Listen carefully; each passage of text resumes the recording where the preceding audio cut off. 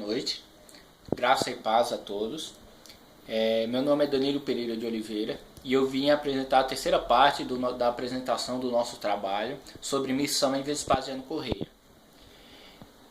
Na cidade de Mussum, ao lado da cidade de Vespasiano Correia, a mais ou menos 16 quilômetros, ou de carro a 17 minutos de Vespasiano Correia, possuem duas igrejas evangélicas Assembleia de Deus. Duas igrejas evangélicas, perdão. Uma é a Assembleia de Deus e a outra é a Igreja do Evangelho Quadrangular.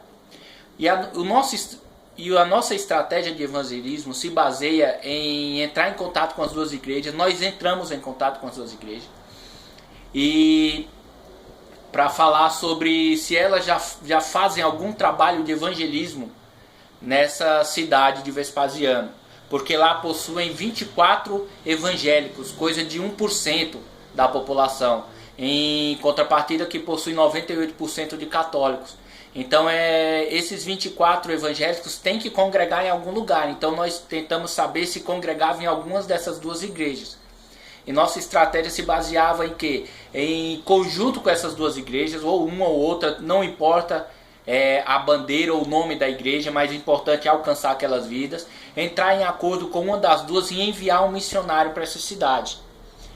Com foco em quê? Em alcançar católicos, por ser quase 99% de sua população, sendo que apenas 0,10% ou 2 habitantes são espíritas. Então a sua grande maioria são católicos. E nossa estratégia seria alcançá-los. E também buscamos uma estratégia interessante para tentar alcançar e evangelizar católicos. E fomos conferir uma apostila de um pastor especialista em ganhar católico. Inclusive na própria apostila dele, ele conta alguns testemunhos como conseguiu ganhar alguns amigos e parentes católicos, que é o pastor Joel Santana.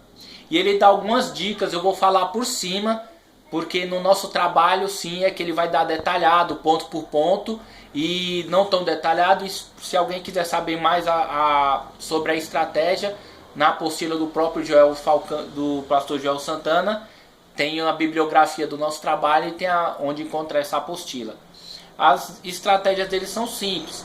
Por exemplo, os tópicos são: devemos amá-lo, e porque algumas às vezes poderemos ser ofendidos ou até ignorados por eles, mas devemos entender que aquela alma é uma alma importante para o Senhor e devemos sempre amar.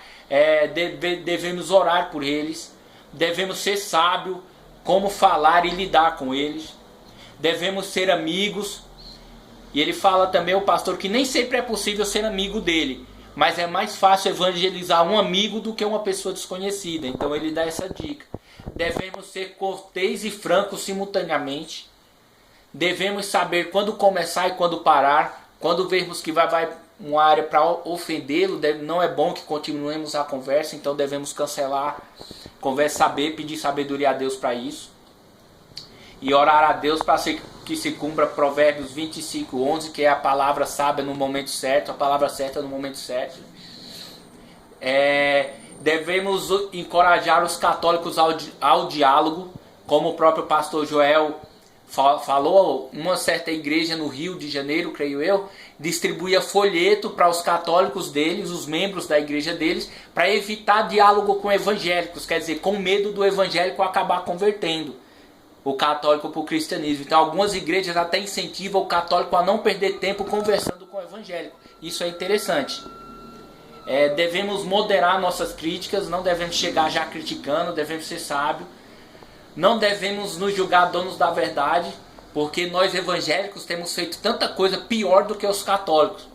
Então não adianta nem achar que nós somos melhores, porque o meio evangélico está tão corrompido, tão ruim, que se dissermos que somos melhores estaríamos mentindo. E devemos pregar o evangelho, porque a igreja católica não prega o evangelho.